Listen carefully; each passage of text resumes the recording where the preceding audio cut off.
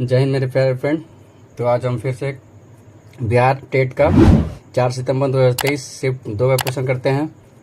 क्या है क्वेश्चन में? सबसे छोटी भाज्य संख्या और सबसे छोटी भाज्य संख्या, सबसे छोटी अभाज्य संख्या और सबसे छोटी भाज्य संख्या का एचसीएफ क्या होगा? एचसीएफ पूछा है। सबसे पहले अभाज्य संख्या देखते हैं क्या है, उसके बाद भाज्य संख्या क्या होता है।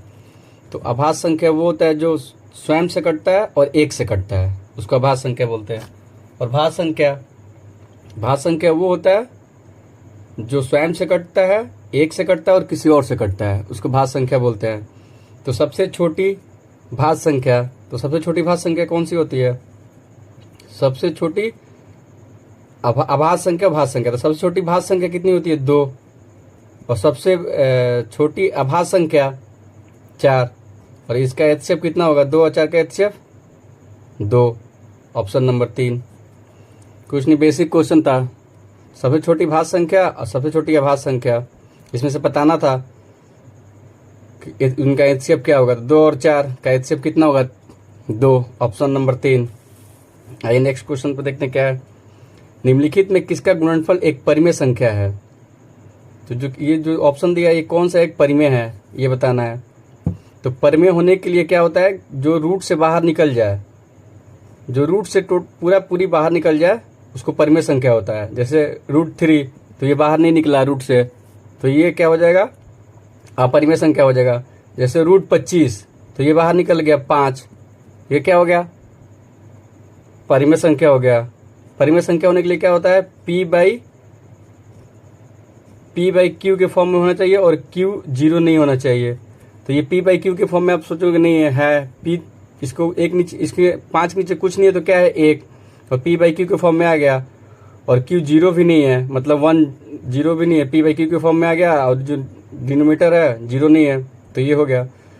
तो ये जो रूट वाला होता है, जो रूट से बाहर निकल गया वो परिमेय, और जो रूट के अंदर ही रह गया वो अपरिमेय।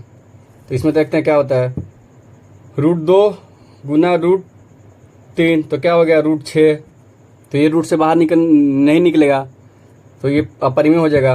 √9 गुना √5, तो √45, ये भी नहीं निकलेगा। ये क्या है? √27 गुना √3, तो √27 गुना √3 कितना होगा? 17 के 21 2 81, √81 है, और ये 9 बाहर निकल जाएगा, तो क्या हो गया? ये परिमेय संख्या हो गया। Option number 3। कुछ नहीं बताना था इसमें कौन सा परिमेय है। और ये जो ये ऑप्शन नंबर ये अपरिमेय है, ये अपरिमेय है, ये परिमेय है, इसमें से कोई नहीं, तो ऑप्शन नंबर 3 हो जाएगा। जो रूट से बाहर निकल जाता है वो परिमेय, जो रूट से बाहर नहीं निकला वो अपरिमेय। सिंपल। अब आइए नेक्स्ट क्वेश्चन देखते हैं। 6/15 का दशमलव प्रसार कैसा है? दशमलव प्रसार कैसा है? दशमलव प्रसार होता है एक अशांत आवर्ती, एक अशांत अनावर्ती, मतलब एक अशांत रिपीट होता है, एक नॉन रिपीट होता है। तो इसको देखना है कौन सा है। तो 6/15 को यहाँ लिख लिए, इसको काट दिए 3 से, और ये 5 से, 5 चौका 20, मतलब ये हो गया 5 2.0 5 चौका 20, तो ये शांत हो गया। तो क्या हो जाएगा? ये शांत। Option number 1। कुछ नहीं, इसको डिवाइड करके पता करना था। शांत हो गया तो शांत नहीं हुआ तो अशांत, और रिपीट हुआ तो अनावर्ती, ऐसा देख लेना है। तो ये शांत हो गया, तो ऑप्शन नंबर 1। नेक्स्ट क्वेश्चन तो देखते हैं क्या है। π/2 कैसी संख्या है? परिमेय, अपरिमेय, अवास्तविक, इनमें से कोई नहीं। तो पाई क्या है? पाई एक अपरिमेय संख्या है। पाई क्या होता है? अपरिमेय संख्या है। और 2 क्या है? 2। तो पाई का मान लिखिए, पाई का मान बटा 2, तो ये शांत नहीं होगा, मतलब कुछ होता रहेगा, ना ही शांत होगा ना ही रिपीट होगा, तो ये अपरिमेय संख्या हो जाएगा। इसके लिए एक ट्रिक भी है। ट्रिक क्या है देखते हैं यहाँ पे। कोई भी एक अपरिमेय संख्या हो और एक परिमेय संख्या है, कोई एक अपरिमेय संख्या है और एक परिमेय संख्या है, एक कोई अपरिमेय संख्या है और एक अपरिमेय संख्या है, उसके बीच में प्लस है, माइनस है, डिवाइड है और इनटू है। तो वो ऑलवेज क्या हो जाएगा, अपरिमेय ही हो जाएगा, अपरिमेय संख्या ही हो जाएगा। कोई एक अपरिमेय संख्या है और एक परिमेय संख्या है, उसके बीच में प्लस है, माइनस है, डिवाइड है और इंटू है, तो वो ऑलवेज क्या हो जाएगा, अपरिमेय संख्या हो जाएगा। अब देखिए ट्रिक से देखिए, अब पाई क्या है, पाई एक अपरिमेय संख्या है और बटा मतलब डिवाइड में है, और 2 क्या है, परिमेय संख्या है। तो पाई अपरिमेय है और 2 परिमेय है और उसके बीच में क्या है, डिवाइड है, तो वो अपरिमेय हो जाएगा। सॉरी, इसमें परिमेय बता दिया था क्या, परिमेय नहीं होगा, अपरिमेय हो जाएगा। कोई भी 2 संख्या, एक परिमेय है और एक अपरिमेय है, उसके बीच में प्लस है, माइनस है, डिवाइड है, इंटू है, तो वो अपरिमेय हो जाएगा। ऑप्शन नंबर 2, एक नहीं होगा, ऑप्शन नंबर 2 होगा। और ऐसे पाई का मान भी रख लेंगे और 2 से डिवाइड करेंगे तो ना ही वो रिपीट होगा और ना ही शांत हो जाएगा। तो जो रिपीट होके और शांत हो जाता है उसको परिमेय है, और जो रिपीट नहीं हुआ और ना ही शांत हुआ तो उसको अपरिमेय है। उसको डिवाइड से भी कर लेंगे और ये ट्रिक से भी कर लेंगे। आइए नेक्स्ट क्वेश्चन को देखते हैं क्या है। 0.1212111111 मतलब क्या है, चलता जा रहा है, मतलब शांत नहीं हो रहा है और ना ही रिपीट कर रहा है। देखिए 1 2 1 है इसमें, फिर 1 2 1 1 हो गया, फिर 1 2 1 1 1 हो गया, मतलब एक पैटर्न है, मतलब शांत नहीं हो रहा है ना ही रिपीट हो रहा है। रिपीट का मतलब 5 3 4 5 3 4 ऐसे रिपीट कर रहा है और कहीं जाके शांत हो गया। तो ये ना ही रिपीट कर रहा है ना ही शांत हो रहा है, तो क्या हो जाएगा, अपरिमेय, सिंपल। आइए देखते हैं क्या है। बिंदु -4 और 3 किस पद में स्थित हैं? पद प्रथम, द्वितीय, तृतीय, चतुर्थ। तो ये बना लेते हैं ऐसे। ये होता है हमारा, इसको x अक्ष बोलते हैं, इसको x डैश बोलते हैं, इसको y बोलते हैं, इसको y डैश बोलते हैं। तो इसमें इसी ये प्लस हो जाता है, प्लस की तरफ जाता है, तो एक ऐसे रफली बना लेते हैं, 1 2 3 डैश डैश डैश जब जाएगा, फिर इधर माइनस में आ जाता है, -1 -2 -3 ऐसे रफली बना लेते हैं।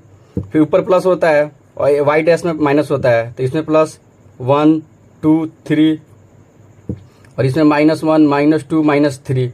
और ये होता है प्रथम पद, ये होता है द्वितीय पद, ये होता है तृतीय और ये होता है चतुर्थ। तो इसमें बताना है, देखिए -4 क्या है, ये पहला है जो x के लिए डिनोट करता है और दूसरा y के लिए, और माइनस में है तो x डैश के लिए और प्लस में है तो y डैश के लिए, y के लिए।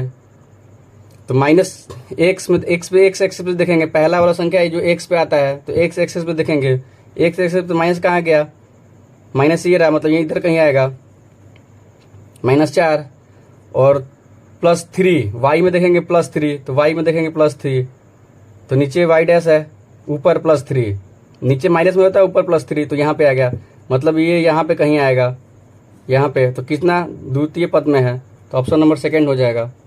कुछ नहीं था, ये पहला होता है x होता है, दूसरा होता है y होता है, तो ये हम बना लिए, इधर x और x डैश, x पे प्लस में होता है और x डैश में माइनस में, और बीच में 0 होता है, और y में होता है प्लस और y डैश में माइनस। तो क्या था ऑप्शन में, क्वेश्चन में क्या था, -4, तो -4 देख लिए x एक्सिस पे, -4 यहाँ पे आ गया, और 3 तो y पे देखेंगे तो 3 क्या है यहाँ पे, तो ये यहाँ पे मिला दिए, तो यहाँ पे कहीं मिलेगा, तो मतलब 2nd पद में हो जाएगा, ऑप्शन नंबर 2 द्वितीय पद में। आइए क्वेश्चन नंबर नेक्स्ट क्वेश्चन को देखते हैं। -5 -4 और -5 किस चतुर्थांश में है, मतलब किस पद में है? तो यहीं पे देख लेते हैं, -5 -4 ये किसके लिए, x के लिए, तो -4 यहीं होगा, और -5 तो -5 y के लिए इधर कहीं होगा, तो ये 3rd में होगा। यहाँ देख लिए -4 x पे देखेंगे, -4 यहाँ पे कहीं होगा, इसको रफली बनाया है तो यहाँ पे होगा, और -5 y डैश पे वहाँ पे, तो यहाँ पे कहीं होगा, तो मतलब 1 2 3 तीसरा में होगा, तो ऑप्शन नंबर 3।